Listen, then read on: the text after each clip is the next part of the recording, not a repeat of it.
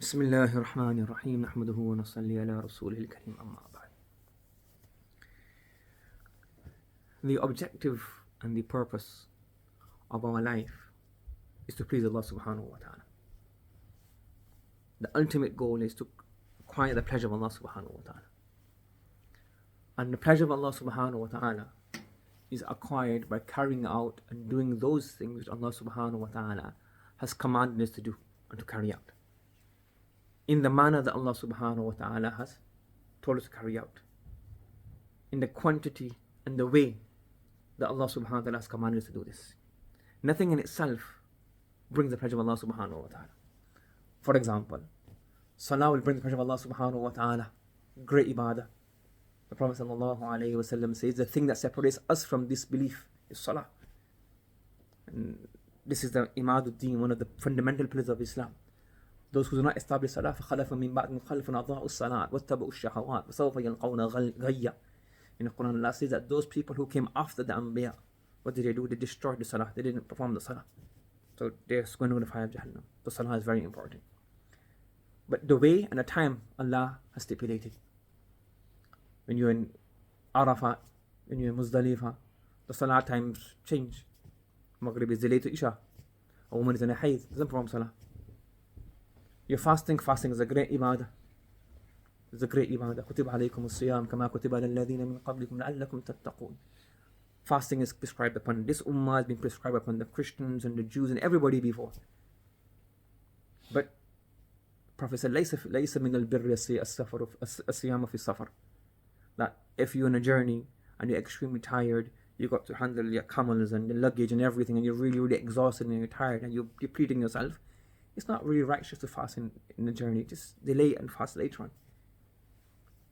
Fine? Salah al-Jama'ah. Go to the masjid, perform salah. 27 times more reward. But somebody's at home. Somebody's ill. You need looking after to take care of them. What happens now? There's more reward to perform salah at home. To look after the sick, to look after the needy. Hajj. All of these things, so many other ibadah, you can give examples that these things bring us close to Allah subhanahu wa ta'ala. But only when it's done in the way Allah subhanahu wa ta'ala has commanded us to do this. The amount Allah has commanded to do this. Tilawah of the Quran. The story of Abdullah ibn Amr al-As radiyallahu anhu. Performing tilawah. He wants to do the Quran every single night. Prophet said no. Quran is a means of ibadah. It's ibadah, it's a means of reward. But when you try to do too much, Prophet said no. It's not going to bring close to Allah subhanahu wa ta'ala. So we have to understand that the main thing, the ultimate goal of our lives is to acquire the pleasure of Allah subhanahu wa ta'ala. And the pleasure of Allah will be only carrying out what Allah demands from you at that time. You understand the base of saying it? Now, particularly now for the elder brothers who are studying and the sisters who are studying, exams are coming up. Correct? So the younger ones, your pleasure, your acquiring pleasure of Allah subhanahu wa ta'ala is in you working extremely hard. Because your parents don't have anything extra demands from you. They don't expect you to earn, they don't expect you to go to work, they don't expect you to do anything. They just want you to study. So your pleasure is, the pleasure of Allah subhanahu wa ta'ala is in you working hard, dedicating your time, saving from all distractions. Yes, and there's a side note here as well, that in talib al-ilm, there's so many khair, there's so many good things. But a talib al-ilm, for him to be successful, he has to focus fully on his studies. And obviously this may be like an extreme example or something. But like sometimes they'll say, for example, even as talib al-ilm, he should have some his wird, etc. But person in talib al-ilm, you shouldn't have too much ibadah. Faraiz and a bit of nawafil, and your ultimate goal is to study knowledge. And I mentioned a story before to you as well. Hazrat Malana Zakaria Sahib rahmatullah alayhi. He said, when I was a student, I started performing my awabin salah after Maghrib, performing 6 rakat extra. One day I performed, the next day I performed, my father told me off, go do mutala, go do taqra. What are you doing all this nawafil for? So at that time I was thinking, oh, what kind of guy is this? He didn't perform his nawabi myself, I performed my nafil and he's stopping me. So when I finished my studies I realized, you know what, I find it hard to perform my awabi now because there's no taqra now, there's no mutala now. So shaitan was taking me away from my ilm to put me into nawafil. So yes, you have to have nawafil. I'm not saying don't have nawafil. But even for nawafil, again, this is like examples of hard thing. I know it may not always, you can't apply it in every circumstance. Even one scholar came here. He's that people come to Medina Munawwara, to Jamia in Islamiyah, and goes, that's it, every chance they get enough to go to do Umrah. So you go, Umrah is a good thing. So maybe you have to look at circumstance. But his thinking was that you're not focusing on your qira'ah, you're not focusing on your studies. So every weekend you're going for Umrah. On the weekend you have a chance to study more. So once a month you can go. Every other week you can go. But every Saturday, Sunday you're going. This is when the classes are free. You can read more stuff. You have to look at the circumstance, etc. But he's just saying this. So even this, your goal is so many things you can do. Good.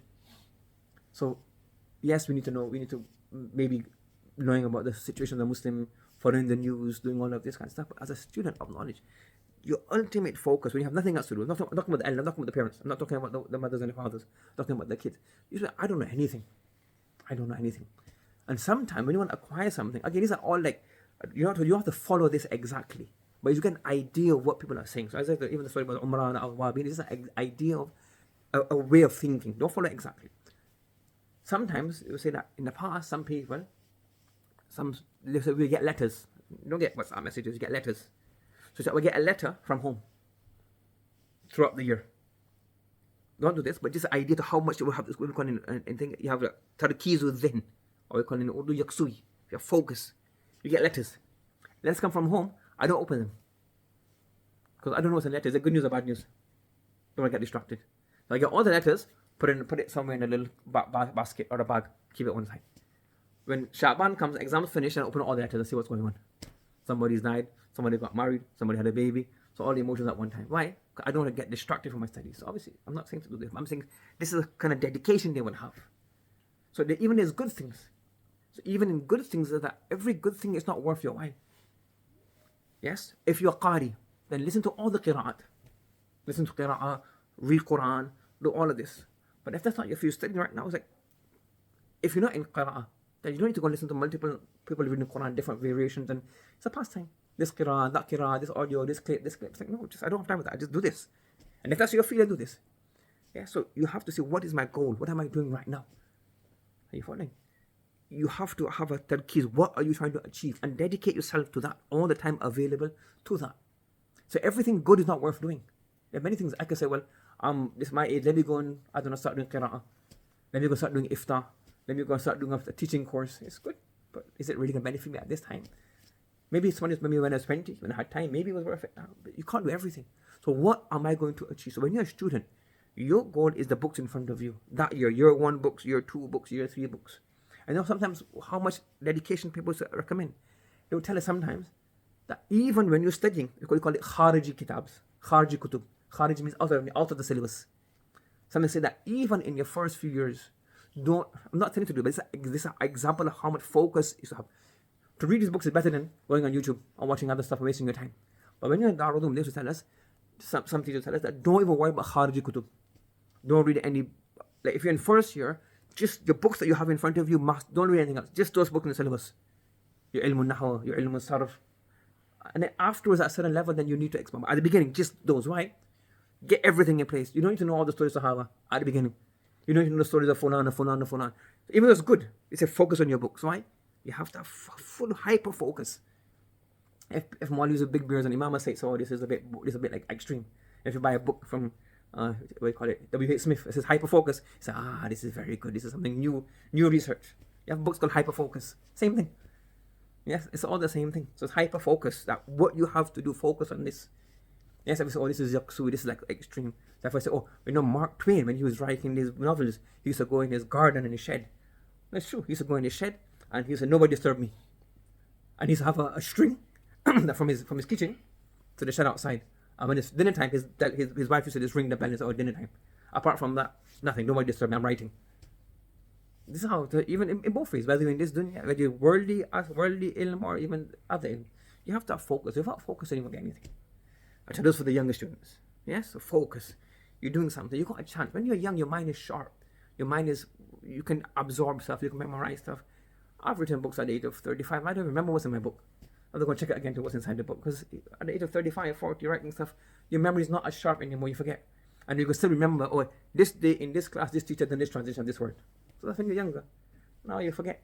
So when you're young, the things you can take in, whether you're doing your his, whether you're in your first year, your second year, your third year, value your time. Don't waste your time. Make sure you get the best out of your time. Those are the younger students. Now back to the main point. What was the main point? We have to do what pleases Allah subhanahu wa ta'ala. So those who of you, the elder brothers, those who are working, those who've got commitments, the mothers, the sisters, you have to see, well, my goal is to please Allah subhanahu wa ta'ala. My goal is to please Allah subhanahu wa ta'ala. Allah doesn't come pleased by coming first in exams. Allah doesn't become pleased by getting 90% in the examination. Allah becomes pleased when you do as He's commanded to do. So you have to, what's your priorities? What are your priorities? What are your priorities? Itemize your priorities. What is first and foremost? Yes, you have to also remember that we are living in a world where we see so much. We have this Instagram utopia where we think, oh, there's some kind of super world where there's this amazing, flawless world. Nobody's Superman, nobody's Superwoman. Yes, you see people, you see one person on Instagram waking up at 4 o'clock in the morning, doing Pilates on a yoga mat, and then having avocado for breakfast, avocado smoothie. Yes, and then go to the gym and then logging their thing. That's all before 6 o'clock. I don't know how long they do this for. And if they do this, then probably go sleep at 6 o'clock at night time. Probably don't have children, probably not married. Nobody's Superwoman, nobody's Superman. They can do all of this. Yes, so you have to know how much time do I have in a day? What are my priorities? So if you're able to study, look at these things. The first priority is your family. For the males, your first priority is making sure your job is in place. You don't do anything which jeopardizes your job, jeopardizes your safety, nothing jeopardizes your health, jeopardizes your children. It shouldn't be that you're studying. Again, if the children start studying so hard that you stop talking to your parents for 2 weeks, your parents are very happy. That, mashallah, my son, he's studying so much, he doesn't have time to talk. They'd be happy, no? If you say, oh, my son is so busy, he's just studying and eating, studying, they wouldn't mind. They'd be so happy.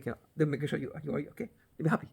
But if you're a mother, you're a father, and you stop communication or you stop doing normal stuff, you've got 4-year-old kids, 5-year-old kids, 7-year-old kids, somebody doing HIV, somebody's doing pick up from murder, pick up from school, food, all over the place, then they will think, what's going on here? They won't be happy, they'll be all over the place. Yeah? They say no. So your priority is your children, your family. So if you've been studying, you say, no, I can only study as I was studying during the normal time before exams came. Keep studying like that. If you get 70%, 80%. The exams are not there to test you. We all know the results. I don't know, okay, he's A student, B student, C student, D student, F student. Roughly. We take offense to that one. It's only an example. Yes? So we roughly know, teachers know. It's just that the exam is a mechanism to just put a deadline where you have to revise for a certain amount before a particular target. In exams, it can easily happen. That's why you don't even get stressed out in exams. In like the hadith books, I was talking about Shaka yesterday, so there's so much information. How are you going to ask? We think, how can you get a good exam where we can fail? It's possible. You revise so much, but one hadith you never done, and that kind of comes in an exam. And so, there's 3 meanings of the hadith, explain the 3 meanings. And you didn't get a chance to do that one. You've done 80% of the text. So from beginning to the end, or in the beginning, you've done some stuff, and that one you didn't do, and you lose marks. Then you can get all upset, get all angry. Alhamdulillah, your goal was to revise, and you revised many hadith. And the hadith which you didn't look at, it came in the exam. It's just you're not going to cover everything. Yesterday I was saying, okay, we stop for exams now, and now start revising. So one person worked out, he says, okay, Manana, that means 1 hadith a minute in class. I said, you got this many days in class, and you got this many weeks, this many hours, so that works out 1 hadith a minute. So you can't do 1 hadith in a minute. So obviously you have to take out time at home, you have to take out time as well, and that depends. So now you can't do this in a minute. So that means in madrasa time, if you don't have extra time, there's a mother, there's a father, somebody's got additional commitment, you may not have time to do additional. So you can't do it in a minute. So you say, okay, ma la yutrak kulluhu, la yutrak kulluhu. If I can't get everything, I don't leave everything. So I say, well, in Qudud I can't do everything. I'll just start from Tahara. Or I know Tahara from before, I'll just do Salah, because Salah got a new Masail. I'll do that one. And maybe Tahara comes in the exam. You still please align it because you spent time throughout the year acquiring knowledge. In exam time, you revise. And then the time that you didn't revise is because you had a husband, you had a wife, you had children, you had to make them drop them to school, make lunch for them, you had to take them to the park, keep them entertained. All this is also ibadah. You understand? So exams is a mechanism for you to revise. For the elder students. For the younger students, like everyone, and I said, don't work hard. This is for the 2 distinct categories. Those who are married, those who have got jobs, those who got children, those who got other commitments. Your priority is to please Allah subhanahu wa ta'ala. Murder says here to please Allah subhanahu wa ta'ala, not to displease Allah subhanahu wa ta'ala. So if you're going to, you need to do your revision, do your studying and your plan in a way which pleases Allah subhanahu wa ta'ala. That is by fulfilling everybody's rights. The rights of your wife, the rights of your husband, your children. The madrasa sabak has to be in place, the hifz has to be in place, the going to school has to be in place, they need to be entertained, they need to have so the same way you say, oh, I'm studying hadith of Bukhari, and this is the sanad of Imam Bukhari says fulan. If you sit down and tell them your little child and say this story of Nuh alayhi salatu wasalam, we tell them a little baby story, both get the same reward. They may even get more reward. Yes? So we should balance off, understand. So those who have that, make sure you balance your time accordingly. Those who children, those who are younger, who have no other commitments, then you please Allah subhanahu wa ta'ala in the way is possible for you.